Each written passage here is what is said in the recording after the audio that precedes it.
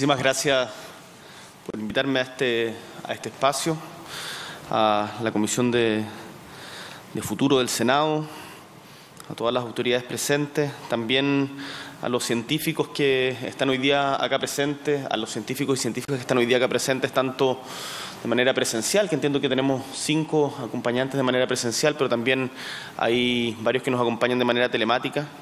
Y quiero agradecerle en particular a Guido Girardi y a Carolina Goich, porque cuando me invitaron a participar de este espacio, estamos en una semana que nosotros mismos nos autoimpusimos como plazo para el nombramiento del gabinete. Y cuando venía entrando acá, de los medios me preguntaban inmediatamente cómo esta es una semana clave, y las expectativas que ustedes han visto que permanentemente se generan en los días previos al nombramiento del gabinete. Yo estaba medio, ¿cómo decirlo?, de cabeza trabajando en eso. Ayer hasta tarde hemos estado todos los últimos días y a veces uno pierde de vista la perspectiva que es necesario tener en momentos en que se ejerce el liderazgo.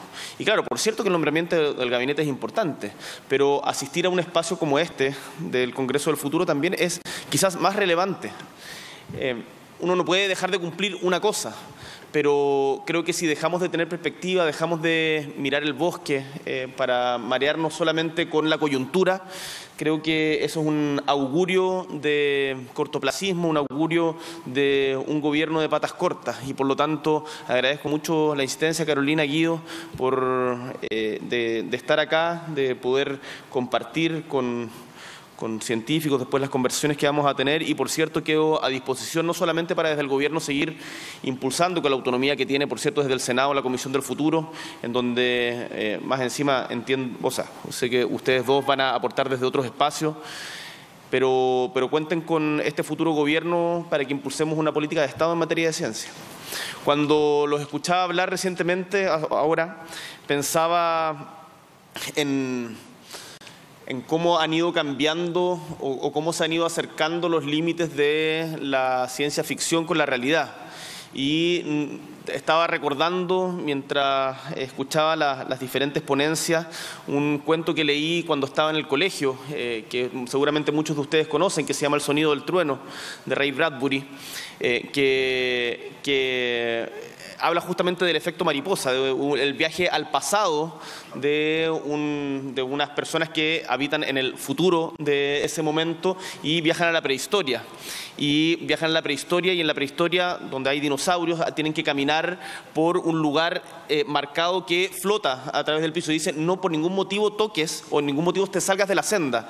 Y hay uno de los protagonistas que se sale de la senda y para perseguir una mariposa, justamente creo, y pisa una planta, y después cuando vuelve al futuro, el futuro todavía ha cambiado.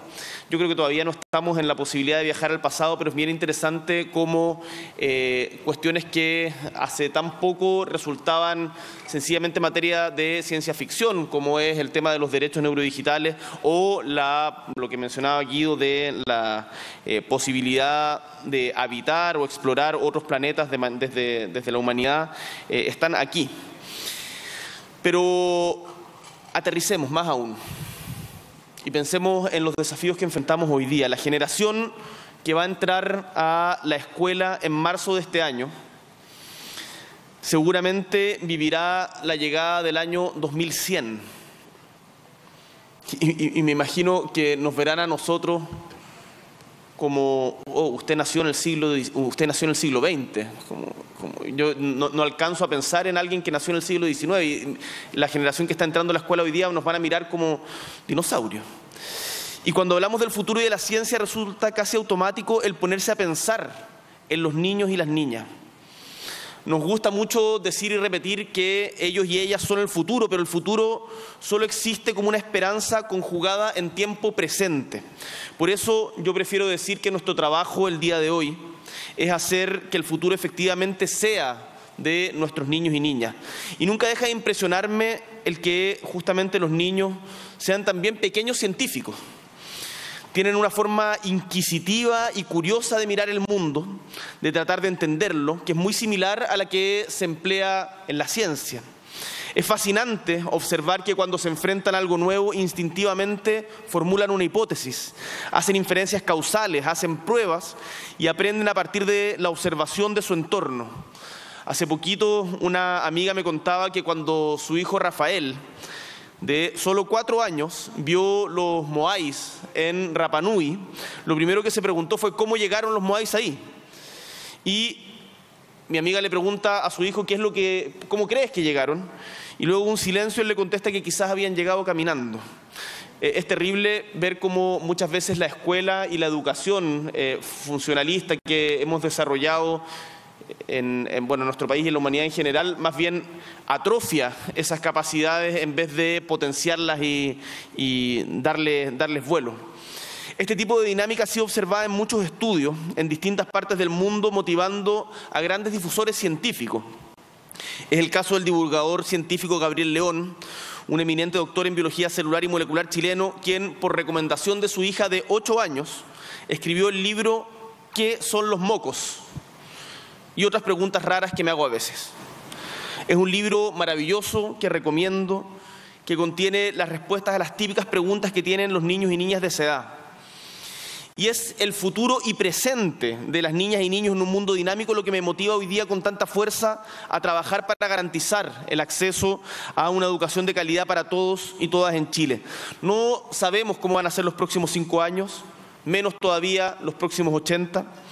Pero en una dimensión fundamental nuestra tarea es clara. Tenemos que formar personas que aprendan a aprender, que sean capaces de aplicar las lecciones del pasado para enfrentar los problemas del futuro. O como dije alguna vez en la campaña que terminó hace poco, que sean capaces de pararse sobre hombros de gigante, que por supuesto no es una frase mía, sino que se le atribuye a Newton, si mal no recuerdo.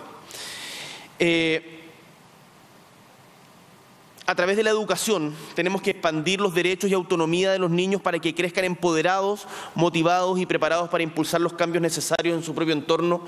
Y ahí tenemos un tremendo desafío, ahora pensando en marzo. La tremenda brecha educativa que se ha generado a partir de la pandemia es algo que tenemos que enfrentar de manera muy decidida.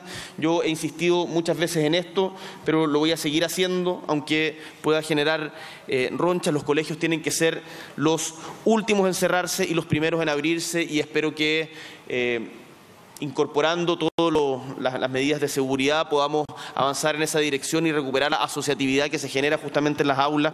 Así que vamos a trabajar intensamente, no solamente para abrir los colegios, sino para enfrentar la brecha educativa que ha provocado la pandemia en nuestros niños y niñas. Creo también que los adultos debemos aprender de los niños en su forma libre, lúdica y desprejuiciada de mirar a su alrededor sin miedo a parecer ignorantes al hacer una pregunta. Qué importante el tener ese desparpajo, el atreverse a preguntar sin temor a quedar como ignorante, porque muchas veces uno va sencillamente asintiendo y haciendo como que sabe, y eso va generando cada vez más baches para adelante. A lanzarse y probar, pues eso nos va a ayudar a desarrollar nuestros conocimientos, a motivarnos a aprender cosas nuevas, a cuestionar dogmas que se asumen como verdades absolutas y a adaptarnos al futuro. ¿Quién podría dudar de que hoy vivimos en una realidad completamente nueva, difícil, incluso de imaginar hace tan solo una década? Para empezar, esta nueva pandemia con la que hemos vivido los últimos 2 años cambió al mundo de un momento a otro y para siempre. Yo he pensado en materia educacional, ahora tratando de armar los equipos y pensando cómo el ser humano tiene una resistencia intrínseca a los cambios, y yo veo que la pandemia también nos entrega ciertas oportunidades para, a partir de todo el desarrollo telemático, generar innovaciones dentro del aula, en la manera de enseñar. ¿Cómo aprovechamos eso hoy día? Muchas personas hoy día han muerto, otras han quedado con secuelas, y hoy digo lunes, que enfrentaremos seguramente un nuevo pico histórico en los contagios de COVID-19, nuestros profesionales de la salud siguen trabajando arduamente para prestar atención médica. Extiendo a ellos todo mi reconocimiento por su tremendo trabajo durante toda esta crisis. Quiero reconocer también a la comunidad científica mundial que trabaja en conjunto para entender este fenómeno pandémico, sus múltiples implicancias y la forma de combatirlo. Este reconocimiento va en especial hacia la comunidad científica chilena y el esfuerzo sostenido que ha hecho, que nos ubica como uno de los países líderes en investigación en la región. Y finalmente extiendo mi reconocimiento a todas las chilenas y chilenos que están haciendo su aporte para contribuir a la salud de toda la comunidad. Esta pandemia nos ha recordado muchas cosas que parecían olvidadas por la modernidad, por la vorágine de la modernidad. Y hoy día me gustaría destacar dos de estos aspectos. En primer lugar, que el bienestar individual depende del bienestar colectivo, que nadie está a salvo mientras no lo estemos todos. Y que, dos, nuestra existencia como especie humana no existe separada de los ecosistemas. Y la salud de estos es nuestra salud. El otro día, en el Cajón del Maipo, en un refugio,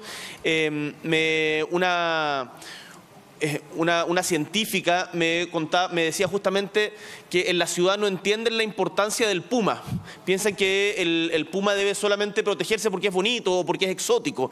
Pero me decía que entiendan la importancia de cada uno de los animales que habitan en el ecosistema, que pueden estar desapareciendo, tienen que ver con la salud que viven en su casa, en el día a día. Y el cómo logramos integrar eso que parece tan disociado hoy día es un tremendo desafío que tenemos también desde la política y la comunidad científica. A comienzos del año antepasado, el 2020, en uno de sus últimos poemas antes de morir, Ernesto Cardenal, que nos desgarró siempre con su cristiana rebeldía, decía que la humanidad necesita una nueva matemática, porque 1 más 1 no es 2 sino 1, y la salvación no es de uno sino de todos juntos. Tremendamente vigente para estos momentos duros que vivimos como humanidad. Y para enfrentar los desafíos del futuro, necesitamos poner en el centro la colaboración entre las personas. La competencia es, por cierto, una parte de la vida y de la economía, pero sin colaboración la vida en la Tierra simplemente no existiría. Y esto lo saben muy bien también los pueblos originarios que llevan en estas tierras mucho más que nosotros. La implementación de nuevas tecnologías no debe implicar el rechazo a los saberes indígenas y locales. Esta es una falsa dicotomía. Respetar y colaborar armónicamente con estas comunidades que mantienen vivas sus formas ancestrales de organización y su patrimonio biocultural es la mejor manera de construir futuro. La tecnología ha sido siempre una herramienta que puede utilizarse para bien o para mal. Un martillo puede utilizarse para construir una casa, pero también para destruirla. Todos y todas reconocemos las amenazas que vivimos en materia de ciberseguridad. Nuestros derechos respecto de nuestra propia mente, lo decía el senador Girardi, y pensamientos aún no están definidos, menos aún garantizados. Es inevitable que muchos aspectos de nuestra sociedad cambien, lo que acarrea amenazas y desafíos. Pero me imagino que, bueno, este es el sentido de un espacio como este, todas y todos vemos también el potencial aquí presente, el potencial que la tecnología ofrece para reducir la necesidad de que los humanos realicen tareas peligrosas o dañinas que las máquinas podrían hacer. La posibilidad de aumentar la productividad y permitir una reducción significativa en las horas semanales de trabajo. Hace poquito una niña de los niños que van a visitarnos en lo que se ha venido a llamar la moneda chica, en Cóndor 249, me decía de que, por favor, trabajáramos para cortar la jornada laboral para que ella pudiera pasar más tiempo con su madre. Esto lo dicen muchos niños. Los niños muchas veces la tienen súper clara en estas cosas. Y pienso que la tecnología justamente puede utilizarse para lograr mayores niveles de equidad en la medida en que no sea concentrada solamente por quienes son los dueños del capital y por lo tanto terminen profundizando la desigualdad que hoy día tenemos como uno de los principales problemas en Chile. Pero también vemos el riesgo de competir con una máquina o incluso ser reemplazados por una máquina. De cada uno de nosotros depende la posibilidad de limitar ese riesgo y alcanzar el potencial positivo que tiene. Hay una... recuerdo un sketch, no sé si algunos lo vieron, que de unos monjes encerrados en algún convento en la Europa medieval al que se le presentaba el libro. Ellos estaban acostumbrados a los pergaminos y aprovecho, perdonen la dispersión, pero a quienes no lo han visto o quienes no lo han leído les recomiendo El infinito en un junco, que es la historia de los libros en Chile de Irene Vallejo, un libro precioso de cómo también el cerebro, a propósito de lo que decías Guido de los puntos y comas, cómo el cerebro va cambiando en la medida en que cambian las formas de almacenar el conocimiento. Bueno, y en este sketch este monje se resistía profundamente al libro porque decía no sabía si dar vuelta a la página porque estaba acostumbrado al pergamino que iba desenrollando y pensaba que si daba vuelta a la página página se borraba lo que estaba antes. Entonces no sabía cómo cerrarlo, no sabía cómo manejarlo y por lo tanto decía, no, yo jamás me voy a adaptar a este libro. Lo mismo que nos pasa con la tecnología en general. La resistencia a adoptar las nuevas formas de tecnología muchas veces es brutal y por lo tanto no nos enfrentamos a sus riesgos y quienes sí se enfrentan muchas veces terminan dominándolas. Entonces, lo que decías a propósito de Google, de Facebook, tenemos que meternos en esos debates, meternos de manera más decidida en esos debates. Y acá desde Chile, desde un espacio como este, no tengo ninguna duda de que podemos aportar a eso. Voy a ir terminando porque creo que me estoy extendiendo más de la cuenta. Para que las oportunidades que ofrece el desarrollo científico y tecnológico se conviertan en una transformación a gran escala, es fundamental en que entendamos todos que la innovación no solo tiene una tasa o una velocidad de crecimiento, sino que más importante aún tiene una dirección. Y el desafío que tenemos hoy es consensuar una dirección que ponga el bienestar de todas y todos, así como el cuidado de la naturaleza, en el centro del modelo de desarrollo de nuestro país. Y para eso también se necesitan más recursos, no más recursos en un saco roto, se necesitan más recursos también pensando en un ecosistema de un nuevo conocimiento que nos permita desarrollarlo. El conocimiento va a ser el cobre del siglo XXI y ahí nosotros estamos comprometidos en nuestro gobierno a pasar de ese 0,34% al que hacían referencia a un 1% del presupuesto en ciencia. Durante la campaña, otra niña, estas son historias de verdad, no las estoy inventando a propósito para tratar de convencerlos de algo, sino que de verdad pasaron. De hecho, esta carta la subí a redes. Una niña que se llamaba Fabiana me entregó una carta que es de Quintero. En Quintero ella vive ahí con toda su familia, pero me dijo que le resultaba cada vez más difícil hacerlo, producto de la contaminación. Pero también me dijo en la misma carta que era una mala idea cerrar las empresas, porque muchas familias quedarían sin trabajo. Ella debe haber tenido 12 años y sería triste que todas las personas quedaran sin trabajo. Me pidió finalmente que encontráramos una manera de vivir en armonía, de hacer coincidir estos distintos intereses. Obviamente que esta petición no es fácil, ahí estaba la idea de transición justa, pero la ciencia, la tecnología pueden ayudarnos en avanzar en esa dirección. Hoy día hay quienes equivocadamente creen que perseguir el bienestar de la gente y la protección del medio ambiente son un freno para la productividad y el desarrollo en un país como Chile. Yo creo firmemente que construir un futuro mejor para nuestros niños y niñas es una obligación, por cierto, y también es una oportunidad. Podemos encontrar ese equilibrio. Y avanzar hacia este nuevo modelo de desarrollo requiere no solamente de un cambio en la estructura productiva, sino también de un cambio profundo en la forma en que nos relacionamos y convivimos en un mundo que es cada vez más integrado. Aceptar el cambio como algo permanente en nuestra sociedad, pero empujar para que ese cambio traiga más democracia, inclusión y sostenibilidad. Un viejo profesor del cual tuve la suerte de ser discípulo, José Salaquet, me repetía siempre una frase que se le atribuye al compositor Gustav Mahler, que decía que la tradición no consiste en la adoración de las cenizas, sino en la preservación del fuego. A mí me parece que es tremendamente profunda. La tradición no es la adoración de la ceniza, sino la preservación del fuego.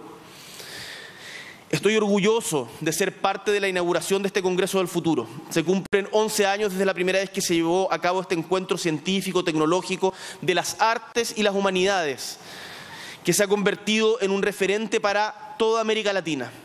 Me siento honrado de estar acá dando la bienvenida a más de 80 pensadores y pensadoras que dedican su vida a dar visibilidad y poner en el lugar que se merece al conocimiento. En otras palabras, que se dedican la vida a construir futuro, que cada vez está más unido con el presente. Desde la posición en donde me toca estar hoy, les pido que ese futuro por el que están trabajando sea uno donde el conocimiento esté al servicio del ser humano y donde la tecnología esté al alcance de todas y todos. Que sea un futuro donde nuestros niños y niñas estén mejor de lo que estuvimos nosotros. Que sea uno donde una mujer como Matilde pueda pasar más tiempo con su madre. Que sea uno donde Fabiana pueda vivir y trabajar en Quinteros, si así lo desea. Muchas gracias por este espacio, felicitaciones y cuenten con nosotros.